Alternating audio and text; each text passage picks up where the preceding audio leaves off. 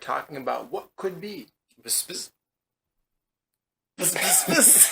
Hello everyone, welcome to another episode. Today we are talking about video games.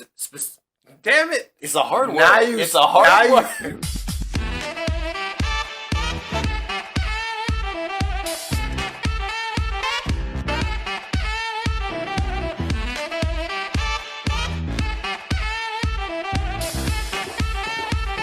Hello everyone, today we are talking about Star Wars, specifically Star Wars video games. More even than that, we are discovering a game that was announced a couple months back.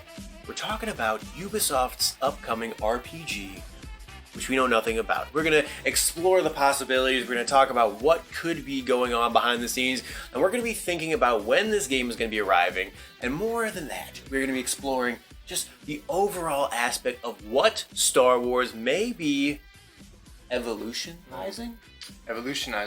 What it may be changing into. We determined that was an actual word recently. Did we? We did. I believe you. I think so. EA is about to be out. EA, their deal was a decade long. So they signed a deal with Disney back in 2013 for a decade long of rights to create video games in the Star Wars world. They had sole exclusive, which is a very not to interrupt, but it's random, right? It's very random. When I think EA, I think sports titles.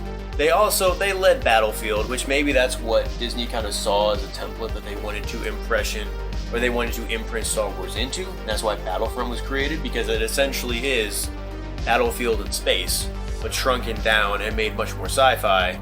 But there's been a lot of mixed reviews about Battlefront. There's been a lot of mixed reviews about EA's ventures into the Star Wars world in general. And at this point, I think everybody thinks it's safe to say it's time to move on. And that's why Ubisoft is going to be creating this new game alongside Massive Entertainment, the same people who made The Division. And outside of that, Disney and Lucasfilm Games did say that there are a ton of other projects that are in the works that we have no idea what they are. Because Lucasfilm Games has announced 2 projects as of right now. For my knowledge at the moment, they have 2 games in the work. They have the Ubisoft title, which is being created as an open world RPG set in the Star Wars universe. And then they also have an Indiana Jones game, which is being created, which is obviously not under copyright or any kind of legal infringement with EA. And that one is going to be released soon. And it's very interesting that nothing else has been announced. However, they've hinted at things.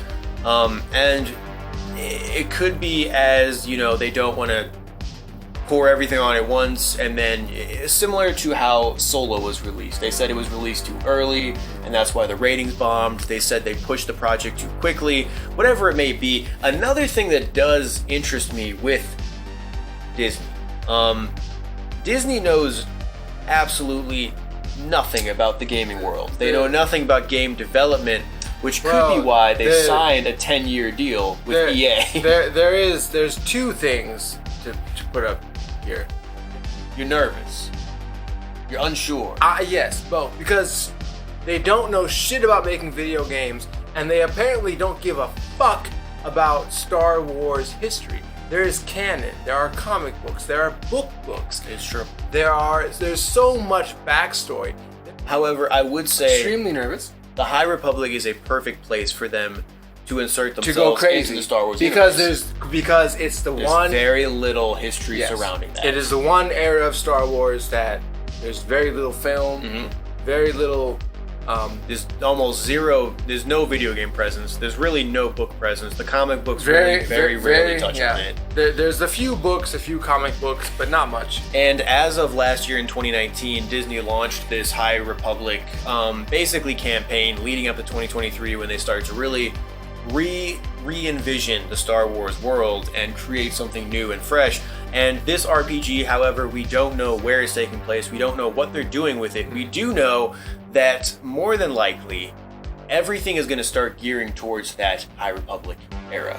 And I'm assuming very heavily, I am putting a lot of faith into the fact that this game will probably take us to that era. Which is exciting. It is exciting because the era is exciting because there's so many heroes that we don't know. And Sith. I mean, there's so many possibilities. It's the one thing too. Yeah, like we have been talking earlier.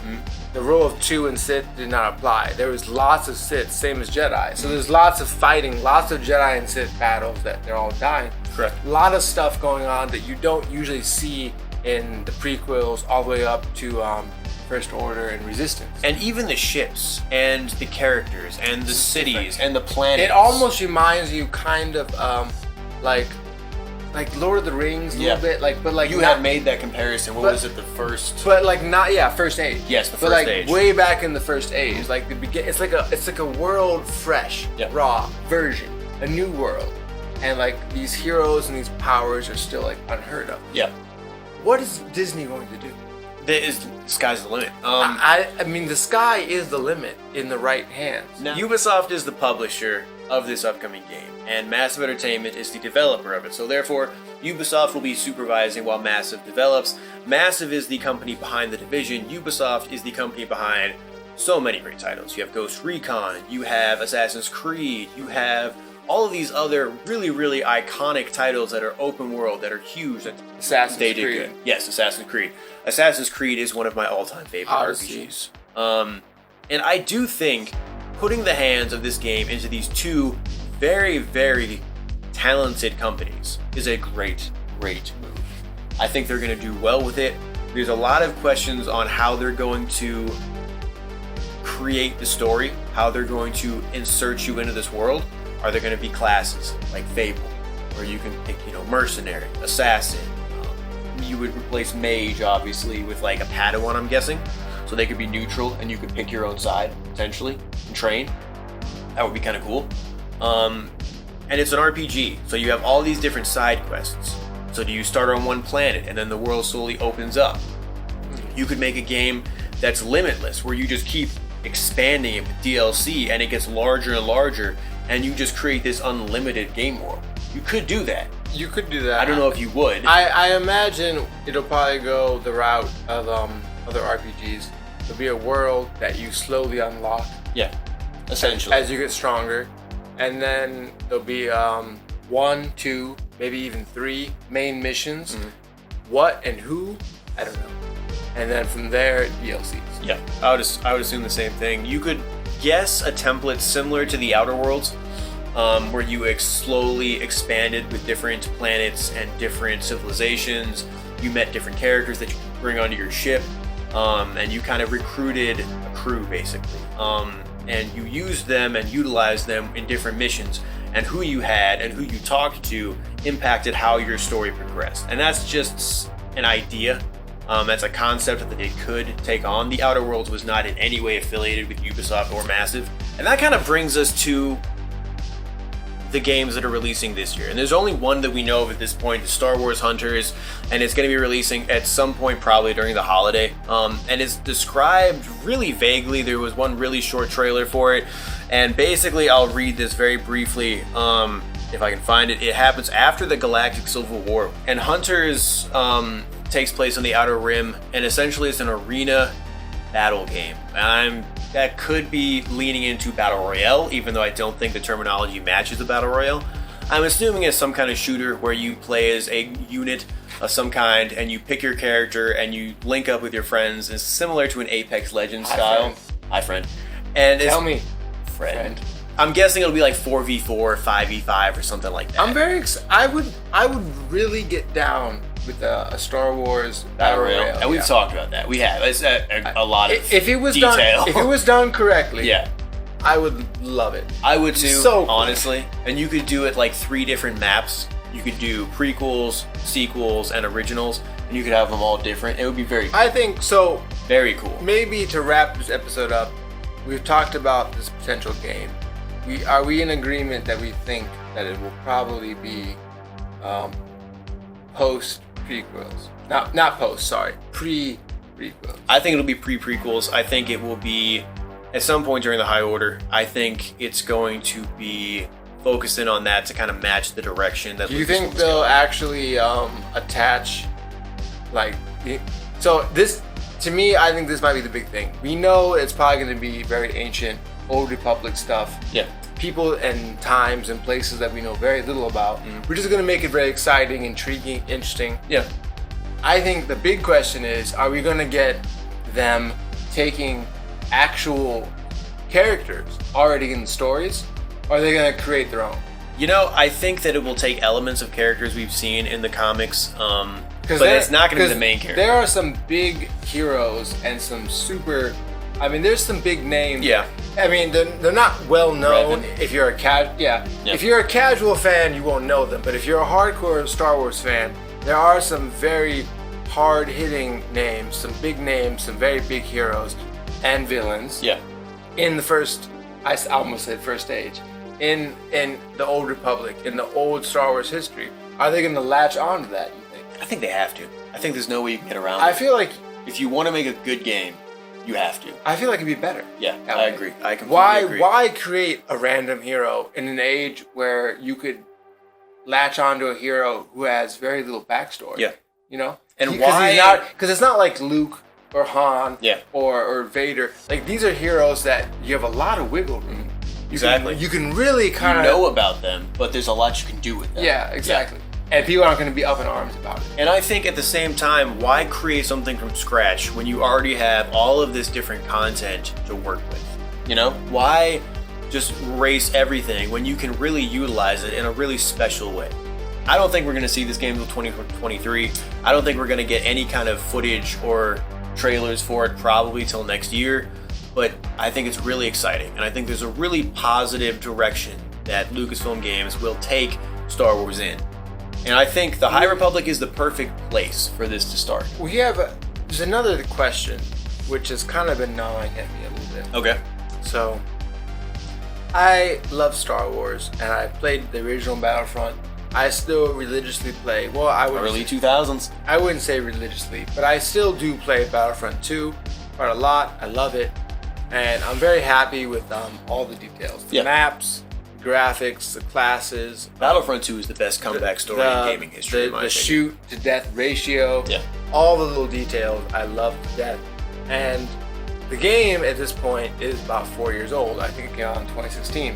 Which makes, when I hear all this talk about new Star Wars games, and so when I see new shooter games like Call of Duty or Battlefield or Halo or any just new shooter video game, and I'm excited, but I'm also nervous because we really have not seen too many Star Wars shooter games and nothing new for 3-4 years.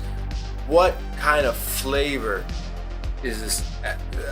Characters aside, time aside, when it comes down, You mean like the development, when the it artistic when approach? it actually comes down to the map, when it actually comes down to shoot to death, when it actually comes down to how do the guns handle, how do the classes handle, like forgetting we've talked almost exclusively about history, story, characters. If we want to get a little bit more nerdy, if you will,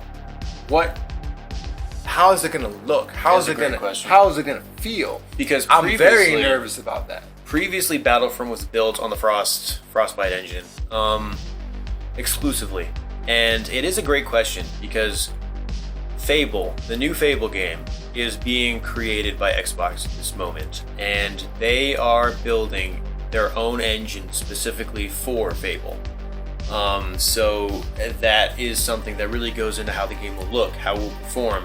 And it's also something that goes into the fact that this game is being created for next-gen consoles. And there's a guarantee that this Ubisoft game for Star Wars will be a next-gen console. So you almost have to wonder, will they create their own engine? Will they use Unreal? Will they use There's no way they're going to use Frostbite. That's a DICE trademark. They can't use that. But would they use Unreal, or would they create their own specific engine? Breath of the Wild, Zelda, they made their own game engine, and you have the time. It takes years to build an engine.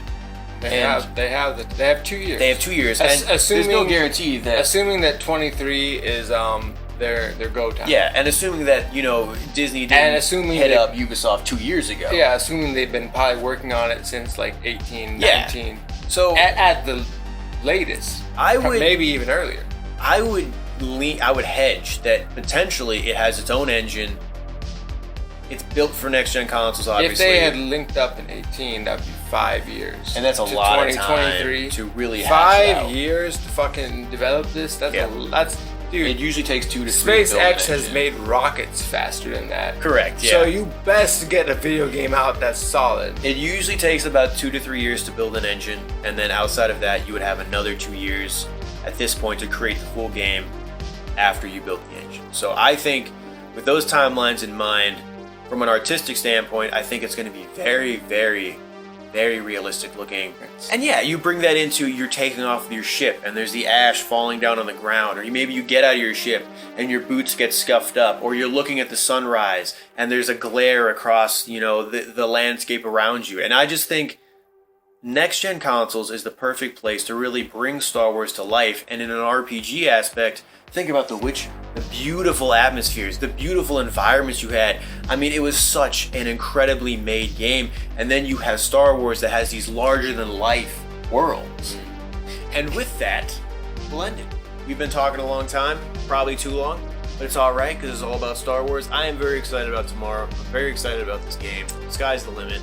And I'm just excited for all the announcements that are coming up in the next couple of years, weeks, months, days, seconds, whatever it may be. However, it's all come to an end. Yoda. You seek Yoda. Take him to you, I shall. You know him. Yeah. Too funny. Too funny, guys. You know the Star Wars leak for 2023? Yes.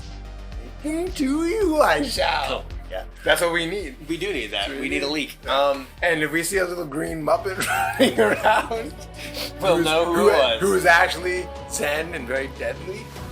We'll be set. We're doing episodes. We'll be set. Guys, I am Nick. This is Alex. I This has am been the Alex. Side Quest. This is Nick. We will see y'all next time.